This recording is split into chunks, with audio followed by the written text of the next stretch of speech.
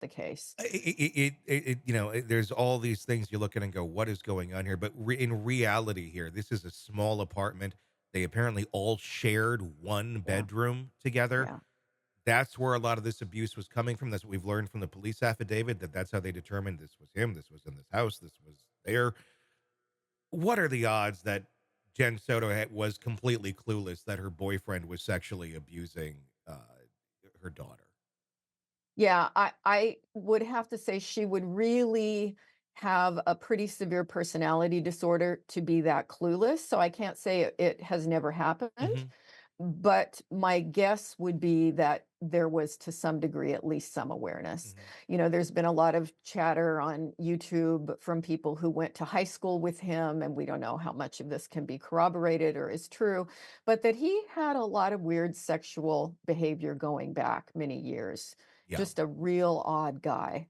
And we, of course, if he's guilty of, well, we know he's guilty of the sexual abuse because there's plenty Hmm. of evidence of that. So we don't know how many other times, a person like this has behaved in this way and gotten away with it because somebody has just never reported. I mean, what are the odds that this is his only victim? Yeah, not much. Yeah. And some of that odd sexual behavior, one interview that I'd seen with someone who had gone to high school with him, it was more than just the YouTube, chatter that we've seen, but this was someone, I mean, it's hearsay. It's someone trying to recount, an event that took place years ago in high school. And I won't go too in detail, but, you have to say enough to get the point across that he was caught peeping at, I believe, Hmm. one of his friend's moms, and he Hmm. also carried around a soda bottle with his own semen in it.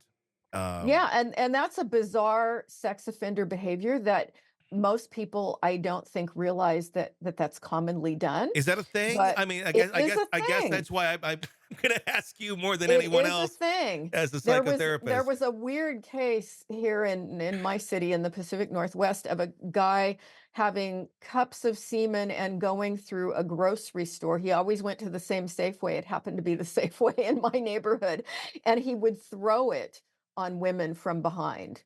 And they caught him on film in the store, and he had done it repeatedly, and so it is a weird sexual behavior, saving semen and doing Oh strange my things with god. it, which just, disgusting. I feel like I wanna gag. Yeah, Like, yeah, literally, that would I be feel appropriate. sick, just Yeah. this. Ugh. Yeah, that one here did get arrested and go to jail, but I tell you, I never felt the same way about going to Safeway. Not exactly a safe way to shop now, is it? No, no. Safeway, we're now safer than ever. No more semen in Yeah, aisle 7. exactly. God. Um, I'm assuming that this is indicative behavior of someone who was likely also abused, or I don't know, it's gonna come out of nowhere for some people. It comes out of nowhere with some people, and again, there are so many factors that go into this. Sometimes you'll find a person with some kind of sexual abuse, sometimes you'll find head injuries, sometimes you'll find just this person was very poorly parented and got into a lot of weird, kinky pornography at a young age. So, it can be a lot of different factors that produce this kind of stuff. Yeah. Let's talk more about the deniable or the, plausible deniability or intentional deniability of a mom staying in this home, and let's assume that she does have some knowledge, at least as some clue, maybe not participating in the abuse, but is aware enough of it. Touch on that a little bit. I mean, what's going on with someone's mind that they would subject their daughter? I'm a dad to a little girl who's now she's 11. I cannot contemplate, like, in any way, shape, or form, if knowing that someone is abusing her, especially someone in your own home, putting up with that or being like, oh, well, I'm gonna pretend this isn't happening because I don't want to feel the ick of it, because I don't want to have to deal with the repercussions of this and have to go through that horrible mess that would certainly be. So I'm just gonna let it keep going on. I'm gonna let the abuse keep going and they can deal with it later. I mean, what the hell Yeah. is that? Yeah, it's a grotesque failure, isn't it? It's just Yeah. grotesque to imagine that. The times I've seen that kind of situation happen, As I say, sometimes it can be just a really malevolent person who doesn't care. I don't think that's the most common time, but more often it's a woman with a very dependent personality disorder, and she will do just about anything to keep her man.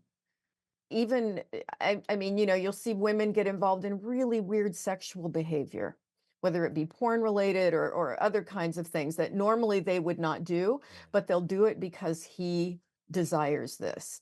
And it's really, I think, impossible for normal people to wrap their head around why would you be so enmeshed with a person like that, Yeah. and to the point you would do anything to hold on to them. But that could be something that's going on here. Hey, it's Tony Brueski. If you like the podcast, be sure to like, subscribe, and press that bell so you don't miss any of our updates on the cases we're following for you right here at the Hidden Killers podcast from True Crime Today. And thanks